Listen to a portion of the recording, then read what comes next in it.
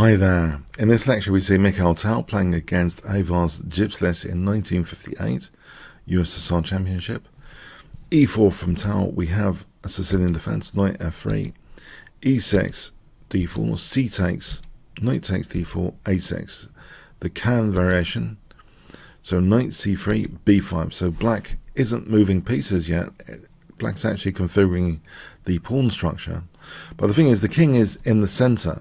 The tactical aspect cannot be underestimated. We see bishop d3, bishop b7, white castles now, queen c7, rook e1, and this is x-raying the king here. But you might think, well, isn't the king really safe enough? Well, let's see. Knight takes c6, queen takes is played. If d takes c6, perhaps white does best to play e5 here. It seems as though this situation is going to be pretty comfortable for white, with an advantage there with that wedge pawn. So, okay, queen takes c6 was played. Now a4, b4, and for 100 points, can you guess what Tal plays in this position? So if I give you 5 seconds to pause the video and spend as long as you want, what would you play here? Okay. And it actually reminds me of kind of moves when you play the Smith-Morra Gambit. This kind of knight move, usually, you know, when you have a leading development like in a gambit, this kind of knight move is very, very interesting. So knight f6 is played. If e takes, then the rook is opened up with check, and we just win the queen. So we see knight f6.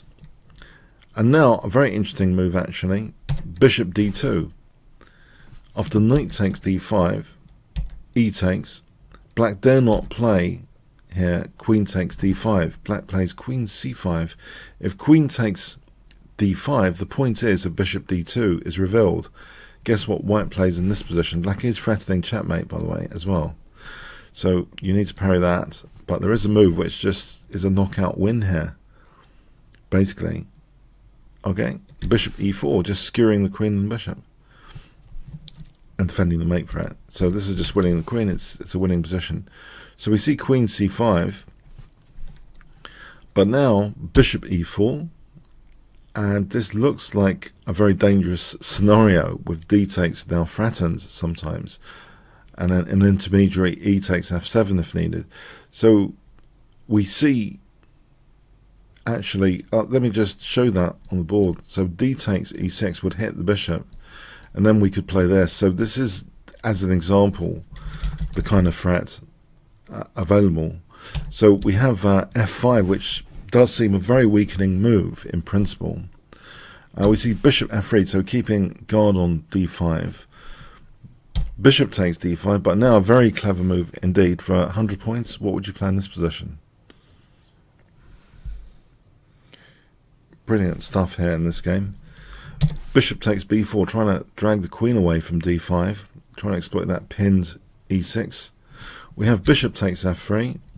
If queen takes b4, perhaps best is actually queen takes d5 and c3. This situation is very pleasant for white indeed. For example, like this, white's getting a nice big advantage. So bishop takes f3 was played. Queen takes, hitting the rook. Queen goes all the way back. Now bishop c3, stopping black's normal development now of the bishop, really. We have king f7, rook ad1, bishop e7, and now very aggressive again, g4. It's very justified here to try and open up the king. Rook f8, g takes f5, king g8. If e takes f5, it's a quick disaster after queen d5 check. You can see that the king is moving away from that bishop, and we just take the bishop, and it's actually a forced mate, that situation. I mean, it's a bishop up as well. So king g8, but now great move in this position. For 50 points, what would you play here? Okay, queen g2, it keeps an eye, well, it does threaten the mate, but it also keeps an eye on a8. We see bishop f6, and the point here is, which is a very, very nice point of the queen going there specifically rather than g3, is that we now have a little combination. Can you see what that is for 100 points? What does white play here? A little combination to win material. It's very, very sweet. Bishop takes f6. Rook takes f6, which creates a kind of weakness of the last move, which we can tap into now with this next move for 50 points. White to play here. Yeah, rook takes d7. We can threaten mate and try and deflect the queen away from a8. And it's difficult for black. Black actually did oblige here. Other things, yeah, it looks like e6 is crumbling. So black obliged. And now queen takes a8 check, rook f8. And now just queen takes a6, yes. Getting these passed pawns going in an endgame will become a priority after a queen exchange. The game was resigned here. If rook takes f5, this is just an easily won rook and pawn ending. So yeah, a beautiful little game here by Mikhail Tal, exploiting the canned system. It did seem to have a lack of piece development.